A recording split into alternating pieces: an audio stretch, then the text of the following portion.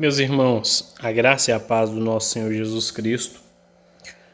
Vou fazer um vídeo aqui, separei alguns livros aqui e já vou explicar a origem desse material e o propósito desse vídeo.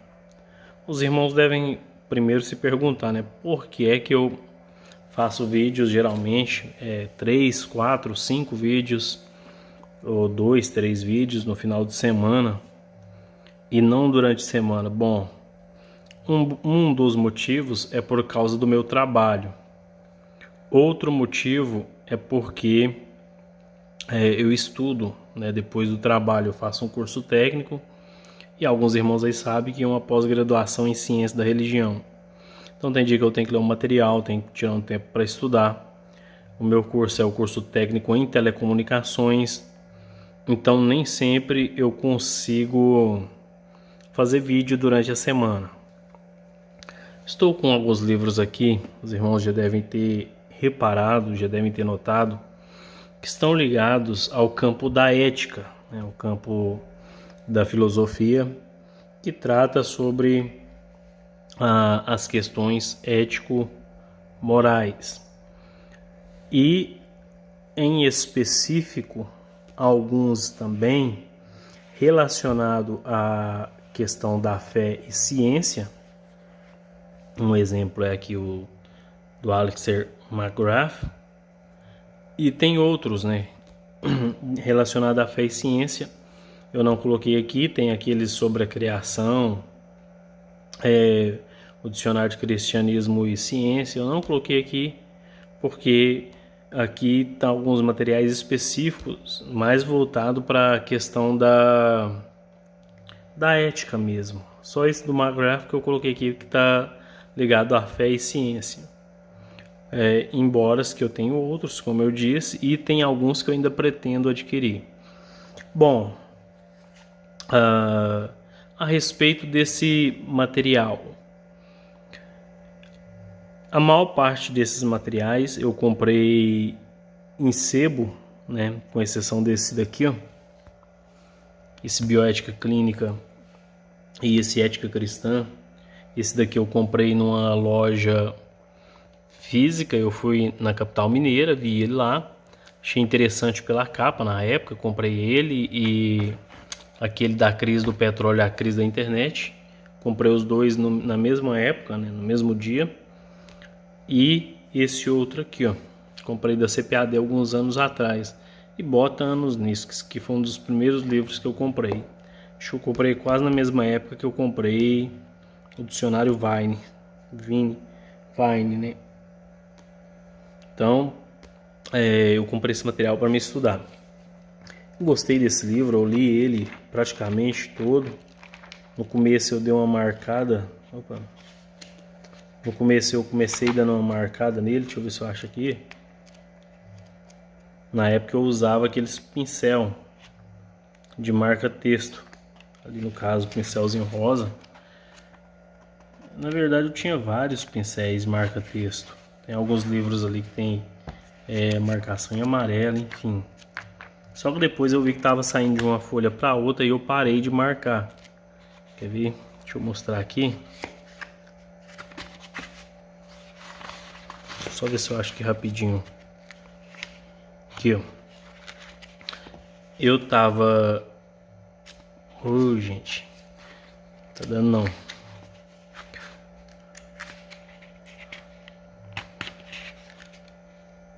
tentar aqui. Aí, ó. Aqui eu marquei do outro lado e saiu aqui, ó. Repara que aqui não tem nada aí. Eu marquei aqui em cima. Aqui. Saiu do outro lado. Aí eu parei de marcar, que tava ficando desagradável. O livro era novo na época, enfim. Mas o objetivo desse vídeo é para dizer que às vezes eu fico pensando, eu fico refletindo acerca das coisas que acontecem no mundo. Vou dar um exemplo. Há poucos dias atrás houve uma comoção a nível nacional. Todos sabem aí que na Argentina foi uma coisa que foi aprovado recentemente, foi a questão do aborto. Questão do aborto que às vezes nos deixa um pouco pensativos. Por que que nos deixa pensativos? Principalmente nós cristãos. Quando nós abrimos a nossa Bíblia no Salmo 139, Salmo número 139, nós encontramos Davi utilizando-se de uma expressão que nos leva a entender que mesmo em uma época que não havia desenvolvimento, não havia avanço tecnológico, não havia muitas coisas que hoje algumas facilidades que nós temos. Apesar de eu ser uma pessoa cristã, né, de eu amar a teologia, gosto muito de filosofia, gosto muito de ciência. Prova disso é que eu tenho um laboratório em casa relacionado à parte científica, principalmente nessa área que eu estudo, entre eletrônica e telecomunicações. Eu tenho um laboratório e uma ampla literatura, um pouco menor do que a minha biblioteca teológica, mas tenho. Quer ver? Vou mostrar para vocês. Está um pouco bagunçado porque eu vou chegando e vou bagunçando. Aí eu tenho meus equipamentos, tenho meu laboratório aí de eletrônica, tenho o meu canal de eletrônica, que é muito mais antigo do que esse canal de teologia. Tenho a minha literatura na área de eletrônica, de telecomunicações, uma ampla literatura técnica, mas eu amo, acima de tudo, a palavra de Deus, a Bíblia. Eu acredito que é a revelação de Deus falando conosco. E a gente fica muito triste, eu e algumas pessoas que eu conheço. A gente fica triste quando a gente vê leis como essa lei que foi aprovada na Argentina acerca do aborto.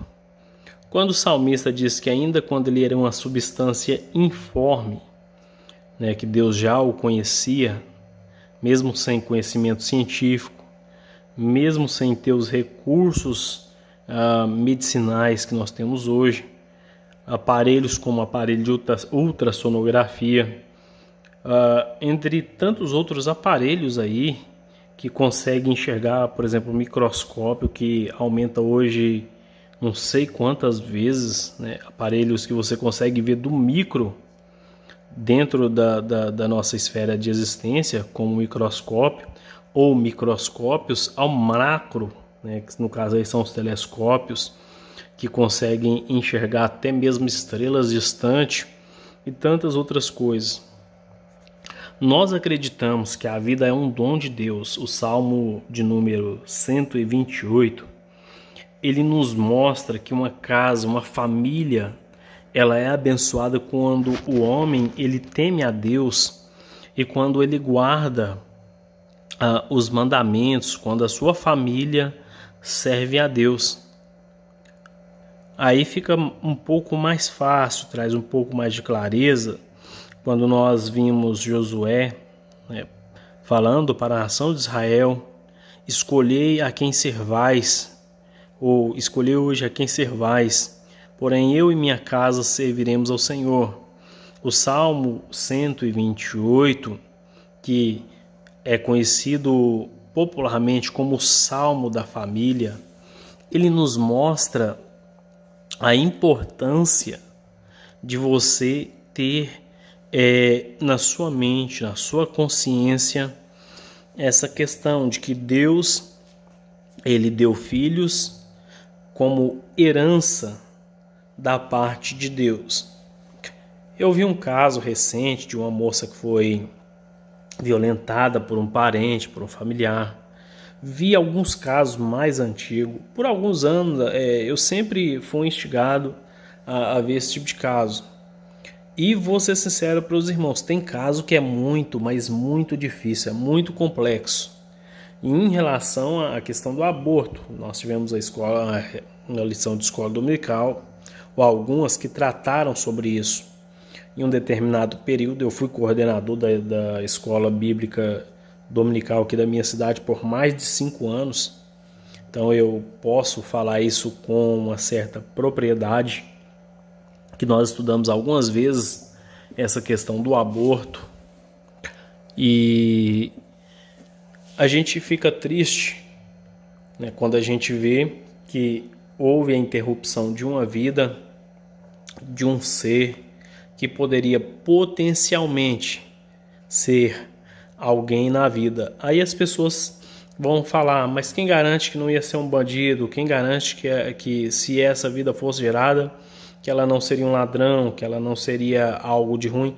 Primeiro, nenhum pai, quando planeja ter o seu filho, nenhum pai, quando projeta ter o seu filho, ele diz, eu vou ter o meu filho para ser um ladrão, para ser um assassino, para ser um traficante, para ser um assaltante de banco. Não. A maior parte dos pais que eu conheço, eles têm sentimento nobre. Eles querem que seus filhos cresçam, se desenvolvam, trabalhem, estudem, se casem, adquiram as suas famílias. Então, isso é muito importante. E alguns casos são muito, mas muito complexos. Vou dar alguns exemplos. Por exemplo, quando a vida começa dentro da bioética, né, a ética ligada ao campo da vida, né, como estudo dentro dessa questão aí do campo da vida, de bios, né, e ética, de ethos. Então a gente pensa em tantas possibilidades. Aí algumas pessoas podem dizer, não, mas se a pessoa não abortar, a pessoa vai ter um filho de forma infeliz. Sim, é uma das possibilidades, a pessoa gerar um ente, um ser que ela não vai conseguir amar. Uma outra possibilidade é que o pai, né, no caso de um homem que tem a sua esposa estuprada, porque geralmente as pessoas perguntam, mas se fosse o seu pai, se fosse a sua filha, se fosse a sua esposa, se fosse a sua irmã ou se fosse a sua mãe, será que você pensaria da mesma forma? Será que aquela criança deveria ser gerada ou será que a pessoa deveria abortar? Bom, a princípio eu vou dizer que a gente não pode ser hipócrita ao ponto de dizer que isso não importa para a gente, né, se fosse no lugar da gente, a gente se colocando no lugar do outro, praticando aquilo que a gente chama de empatia, se colocando no lugar de uma pessoa que está vivendo essa situação no momento. A gente não pode ser hipócrita dizendo que a gente não se importaria, muito menos dizer que a gente vai conseguir amar completamente um ser que foi gerado por outra pessoa, né, que não é você, no caso, para quem tem o seu cônjuge, para quem é casado, tem o seu cônjuge, e a pessoa olhar e dizer, não, eu não me importo, eu vou criar, eu vou amar, eu vou cuidar, eu vou zelar por aquela vida a todo custo. Bom, seria bom demais. Tem uma máscara, uns negócios ali, a roupa que eu tava usando mais cedo, né, para fazer o vídeo. Repara não, pessoal. Seria bom demais para ser verdade se fosse tão simples assim. Eu sei que alguns problemas podem se levantar, o conflito de ideias, o conflito o choque de personalidade, o choque de emoções, o conflito relacionado à relação interpessoal, né? Um cônjuge, um pai que teve um filho ou filha violentada, abusada, como que ele vai conseguir lidar com essa filha, dar apoio? O marido que teve a sua esposa violentada, como é que ele vai conseguir manter a postura de pai de família, dar apoio para sua esposa? Ou seja, não é nada fácil. Eu particularmente, Silvano, não estou aqui sendo hipócrita e dizendo que vai ser fácil, que seria fácil ou qualquer coisa do tipo. Ao contrário, é um desafio e, pior ainda, as reações que cada um teria, só Deus, né, pode dizer quais reações cada um teria, né, vivenciando isso no momento, porque é fácil, seria até fácil demais eu chegar aqui, impor um cargo, impor um pensamento, um juízo de valor, dizer que tem que ser feito assim, como a gente diz aqui em Minas Gerais, e assado, né? Falar que isso tem que ser assim por fulano, por ciclano, por beltrano, e na realidade, quando você se depara com uma situação semelhante na sua casa, na sua família, na sua parentela, às vezes já muda um pouco o foco e não é tão fácil como parecia ser quando a gente aconselha outras pessoas, né? Isso é uma das questões. Porém, eu acho pessoalmente que a vida ela é um dom dado por Deus e só Deus tem o direito de recolher essa vida. Acho que não cabe a nós, seres humanos, tirar, serrar, né, extirpar com essa vida.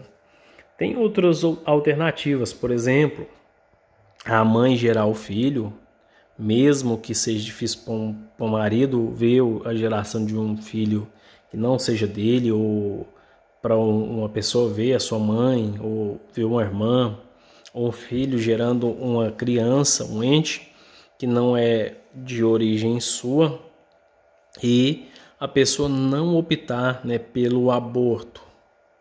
É meio complexo isso, é um pouco complicado. Porém, existem alguns meios, se a pessoa não consegue amar aquela criança, existem casos que a pessoa pode conseguir se adaptar, tanto o pai quanto a mãe. Existem casos que a mãe poderia optar pelo aborto e depois ela volta atrás na sua decisão e não quer mais optar pelo aborto. Existe a possibilidade, por exemplo, do marido querer até concordar da esposa gerar o filho e depois fazer uma doação dessa criança para adoção, já que ele não vai conseguir ter aquele amor puro por aquela criança. Existe a possibilidade que esse marido peça para a esposa fazer essa doação e de repente essa mãe que gerou a criança, ela cria um vínculo afetivo com esse até então feto que está sendo gerado e depois essa pessoa não queira mais se desapegar daquele ente, daquele ser que ela criou. Ou seja, são inúmeras possibilidades, inúmeros problemas que podem ser gerados, mas eu acredito que em nenhuma dessas hipóteses o caso a criança deveria ser tirada. Outra questão complexa, tão complexa quando se inicia a vida, a partir de qual momento? É a partir do momento da concepção? É a partir do momento da segunda semana de gravidez, da quarta semana? Além disso, tem uns que vão dizer que é a partir do momento que o coração começa a bater, a partir do momento que o cérebro começa as suas atividades cerebrais, ou seja, outros vão dizer que é a partir do momento que a criança, enfim, são N número de possibilidades. E também quando se encerrar a vida, né? Se, por exemplo, se a vida ela se encerra quando há uma morte cerebral, ou se a vida se encerra quando há uma morte total, geral, né? A parada múltipla de todos os órgãos, de todo o sistema da pessoa, o coração, né? Aquela parada, aquela interrupção da vida a partir do momento que o coração não bate mais, ou seja, é muito complexo essas questões, muito, mas muito complexo mesmo. Só que em hipótese alguma, a gente recomenda, a gente não apoia e muito menos a gente acredita que isto deva ser apoiado, né? A interrupção da gestação ou da perca de uma vida. Por mais triste, difícil ou calamitosa, se eu sei que eu posso usar essa palavra, que por mais calamitosa, ou seja, de calamidade que pareça essa situação, por mais difícil que seja, a gente nunca vai aconselhar que haja essa interrupção. A gente sabe que existem alguns casos clínicos, alguns casos cirúrgicos, por exemplo, quando o bebê, né, ele não tem quando ele coloca em risco a vida da mãe, por exemplo, a criança menor de idade, e de repente aquele feto ele deixa de viver dentro daquela criança, ou quando ele coloca a vida dessa criança em risco, há alguns casos clínicos em que se optam por tirar esse feto para preservar a vida dessa criança, né? Para preservar a vida dessa pessoa que está sendo gerada. É um pouco complexo isso daí. Se você chamasse um pastor numa hora dessa, você complica muito, mas muito mais a situação se você chamar um pastor para opinar, para dar a opinião dele acerca da questão do aborto, se deveria ter ou se não deveria ter. Com relação a isso, existem alguns escritores que escreveram tanto na ética cristã quanto na questão da bioética. Pelo que eu observei aqui, a maioria dos escritores são, no mínimo, professam uma religião. Lembrando que a maioria desses livros foi escrito por pessoas que têm experiência, alguns na área da medicina, outros na área da psicologia, outros na área da filosofia, outros na área da teologia, outros na área acadêmica de pesquisa, mas o que eu observo aqui é que todos têm algum nível de conhecimento e de experiência dentro da área que estão tratando aqui. E a maioria aparentemente também professa algum tipo de fé. Interessante notar que a maioria opta, né, pela preservação da vida. A maioria, eu não vou dizer que todos concordam que uma criança deveria ser gerada. Alguns vão dizer que se aquela criança coloca em risco a estabilidade da mãe, que talvez deveria ser retirada essa criança. Porém, eu fico com o Salmo 139, quando diz que ainda quando uma substância, ou seja, um ser não formado no ventre da sua mãe, mas que Deus já conhecia o salmista, ou seja, Deus ele conhece a nossa estrutura mesmo antes de nós nascermos. Nós usamos de forma poética e também às vezes de forma categórica para classificar, né, que Deus ele conhece tudo desde a fundação do mundo, que Deus conhece tudo de antemão, que Deus conhece tudo pela sua presciência ou pela sua onisciência, enfim.